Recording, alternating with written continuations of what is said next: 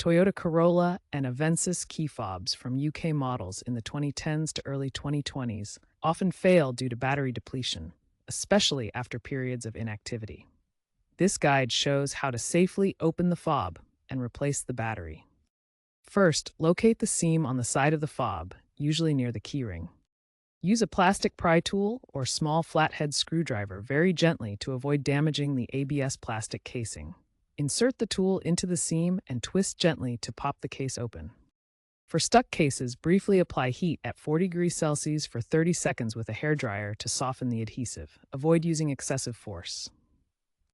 Once open, remove the old CR2032 battery, noting the polarity with positive side up. Clean the battery contacts with isopropyl alcohol if any corrosion is visible. Insert the new CR2032 battery with the positive side up.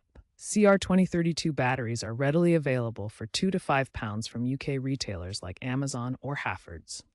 Be aware that forcing the case open can lead to micro cracks, which can cause water ingress and fob failure. Always be gentle. After replacing the battery, carefully realign the fob case and snap it back together. Make sure the halves fit securely without gaps. Test the remote functions by pressing the lock, unlock, and trunk release buttons. The vehicle should respond to each command. If the remote isn't working, resync the fob.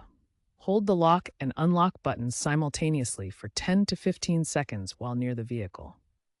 This should reset the connection. If resyncing doesn't work, a software update via OBD2 tools may reset fob syncing. This is less common for battery replacements, but can help. Important tips: avoid metal tools to prevent short circuits. Use a genuine CR2032 battery. If the fob still doesn't work, circuit damage may require replacing the entire fob for £80 to £150. Extreme temperatures like heat waves can cause rapid battery drain. Clean corrosion with vinegar first, then isopropyl alcohol. Following these troubleshooting steps should resolve most key fob issues after battery replacement.